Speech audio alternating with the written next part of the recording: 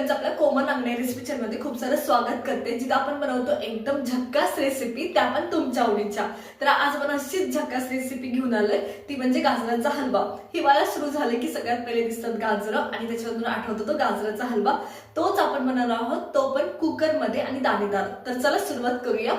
आपण गाजरचा हलवा करतोय, तो पण झटपट असा कुकरमध्ये. तर त्याच्यासाठी मी इथे हे गाजर घेतलेत. गाजर व्यवस्थित स्वच्छ धुवून घेतलेत, माती मुळं सगळं काढून घेतलेत, वरचे शेंडे खराब असतात ते सुद्धा काढून घेतलेत.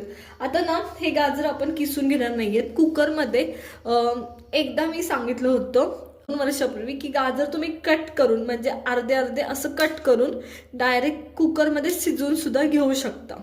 हे मी सांगितले, आपण ही रेसिपी केली नाहीये. तर हे असं डायरेक्ट टाकून सुद्धा गाजर शिजवून तुम्ही गाजर हलवा करू शकता. पण आज आपण काय करणार आहोत, आपण दाणेदार हलवा करणार आहोत, जो किसल्यावर तयार होतो तसा एकदम दाणेदार. तर त्याच्यासाठी मी इथं एका चॉपर घेतले आणि हे गाजर अर्धे अर्धे कट करून घेतलेत. जे तुम्हाला चॉपरमध्ये चॉप करणं सोपं जाईल तेवढ्या साईजमध्ये कट करून घ्यायचे आणि चॉपरमधून व्यवस्थित बारीक करून घ्यायचं. इथं मी हे चॉपरमध्ये सगळं गाजर काढून घेतले आणि चॉपरमधून नाही का हे आपल्याला चॉप करून घ्यायचे व्यवस्थित. त्याने काय होतं, दाणेदार पण होतं. आणि तुम्ही जर कुकरमध्ये डायरेक्ट हे टाकलं तर थोडंसं मॅशी होतं, व्यवस्थित वाटत नाही दाणेदार. म्हणून आपण कुकरमध्ये करणार आहोत, पण दाणेदार हलवा करणार आहोत. तर चला हे मी चॉपरमधून चॉप करून घेते व्यवस्थित. इथं चॉपरमधून मी काढून घेतले आणि मी तुम्हाला दाखवते. तर हे पहा, असं दाणेदार झालं पाहिजे, जेणेकरून हे खिसल्यासारखं पण वाटतं. आणि जो दाना दाना गाजराचा हलव्याचा खाली येतो ना दाताखाली, तो फार अप्रतिम लागतो. म्हणजे मॅश केलेला गाजराचा हलवा आणि तुमचा दाणेदार गाजराचा हलवा याच्यात खूप जास्त फरक असतो, हे लक्षात घ्या तुम्ही. खिसलेला आणि हा सुद्धा, याच्यात सुद्धा खूप जास्त फरक असतो. पण आपला वेळ वाचावा आणि गाजराचा हलवा खायला भेटावा, त्याच्यासाठी आपण कुकरमध्ये आणि अशा सोप्या पद्धतीने करतोय. तर चला मी सगळे गाजर अशीच चॉपरमधून चॉप करून घेणार आहे. चला तर मग इथे हे गाजर माझं खिसून तयार झालंय आणि 1 किलोचं एवढं झालंय, हे लक्षात घ्या. तर चला बनवायला सुरुवात करूया गाजराचा हलवा. कुकरमध्ये हलवा बनवण्यासाठी इथे मी कुकर घेतलाय. कुकर व्यवस्थित गरम करायचा आणि याच्यात नाही का 4 चमचे नाही का तूप टाकते. इथं मी गाईचं तूप वापरते, तुम्ही तुमच्याकडे आहे ते वापरू शकता. खूप अप्रतिम फ्लेवर लागतो तुपाचा आणि खूप छान सुवास येतो. बघा पुरेसं तूप झालंय गाजराच्या हलव्याला. तूप एकदा मेल्ट झालं व्यवस्थित की थोडेसे ड्रायफ्रुट्स मी आत्ता ऍड करतेय. तुपात व्यवस्थित भाजून घ्यायचे आणि हे आपण साईडला परत काढून नाही घेणार आहोत. तर चला आधी तूप जरा व्यवस्थित गरम होऊ देऊया. तर इथं तूप व्यवस्थित गरम झाले, त्या टायमाला इथं माझ्याकडे काजू आणि बदामाचे तुकडे ते टाकते. ते याच्यातच मी ठेवणार आहे, याच्यातनं आपण बाहेर काढून नाही घेणार आहे. आणि हे ओबडधोबड आहेत पूर्ण. शक्यतो तुम्ही कुकरमध्ये जेव्हा ड्रायफ्रुट्स ठेवणार असाल ना, तर त्याचे तुकडे मोठे मोठे ठेवा, ते खूप महत्त्वाचे. खूप बारीक नाही टाकायचे. हे 1 ते 2 मिनिटं व्यवस्थित आता असेच परतून घेतलेत, खूप करपवायचे नाही. त्याच्यानंतर माझ्याकडे इथं नाही का 1 ते 2 मिनिटं मी ड्रायफ्रुट्स परतल्यानंतर 1 ते 2 चमचे ड्रायफ्रुट्स टाकलेले. त्याच्यानंतर माझ्याकडे इथं गाजर आहे ते ॲड करते. गाजर व्यवस्थित परतून घ्यायचं, जेणेकरून ते मऊ झालं पाहिजे आता या स्टेजला. तर चला परतून घेते मी. सगळं गाजर ॲड करते. 1 किलोचा गाजराचा हलवा बनवतोय आपण. तर इथं मी सगळं गाजर हे ॲड करून घेतले आणि आता व्यवस्थित परतून घ्यायचं, एकदम व्यवस्थित. वर खाली सगळं पूर्ण गाजर, तुमचं गाजराला तूप लागलं पाहिजे एक एक दाण्याला, ही काळजी घ्यायची गाजर परतताना. तर इथं मी हे गाजर 1 ते 2 मिनिटं व्यवस्थित परतून घेते. तर इथं गाजर मी 1 ते 2 मिनिटं व्यवस्थित परतून घेतले. आणि एक लक्षात ठेवा की तुम्ही गाजर परतायच्या आधीचा गाजराचा कलर वेगळा असतो आणि गाजर परतल्यानंतर थोडासा कलर बदलतो. तर त्याच्यावरून लक्षात येतं की तुमचे गाजर व्यवस्थित परतलेत गेलेत की नाही. तर चला इथं माझं गाजर परतून झालंय व्यवस्थित. गाजर व्यवस्थित ना मी परतून घेतले आणि त्याच्यानंतर इथं माझ्याकडे का 200 ग्रॅम साखर आहे. 1 किलो गाजरासाठी मी 200 ग्रॅम किंवा 200 ग्रॅमपेक्षा कमी. आता एक लक्षात घ्या, गाजराचा हलवा हा कमी गोड चांगला लागतो, खूप जास्त गोड नाही चांगला लागत. जेवढं कमी गोड असतं तेवढा चांगला लागतो. पण जर तुम्हाला आवडत असेल तर तुम्ही आणखी साखर ॲड करू शकता. तर इथं मी ही साखर ॲड करते. वजनी प्रमाण मी 200 ग्रॅम सांगितलं, वाटीनी म्हणाल तर 1 वाटी साखर मी वापरली आहे. तर हे मिक्स करून घ्यायचं. आता साखर तोपर्यंत आपल्याला परतायची जोपर्यंत ती पूर्ण वितळली जात नाही.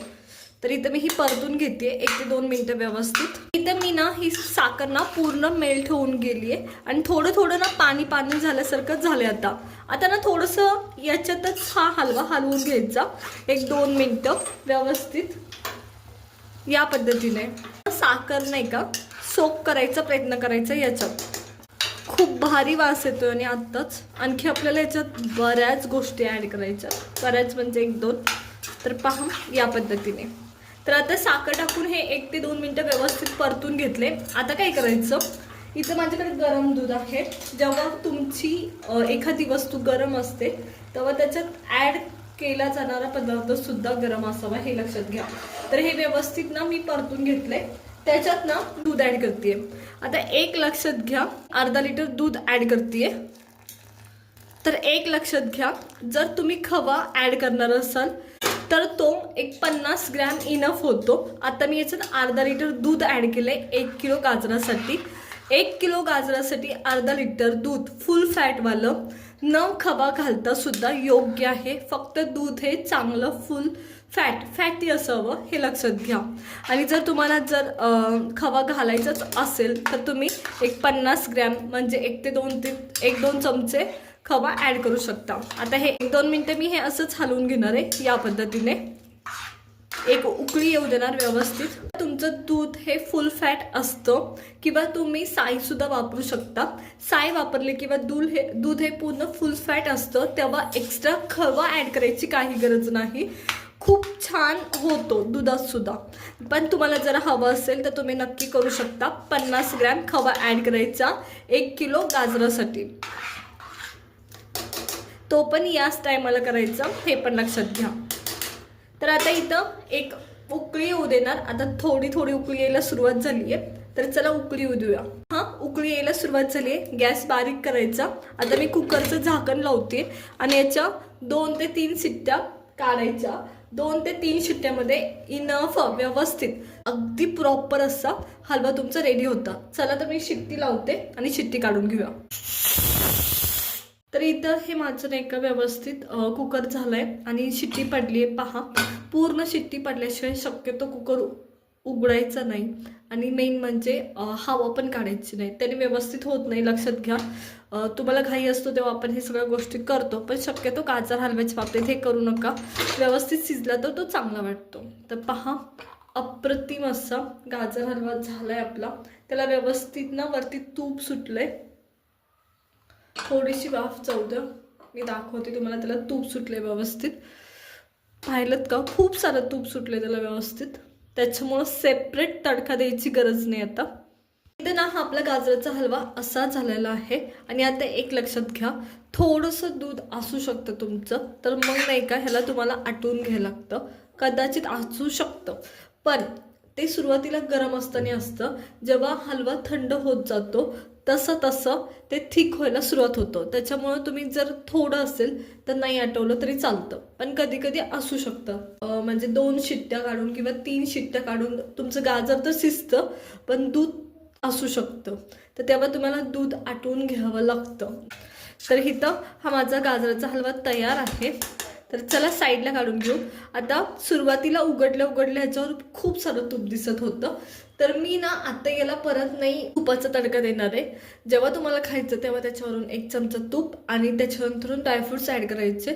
अप्रतिम असं तयार होतो. तर चला साईडला काढून घेऊ आता. तर इथे मी हा हलवा साईडला काढून घेते आणि तुम्हाला दाखवते.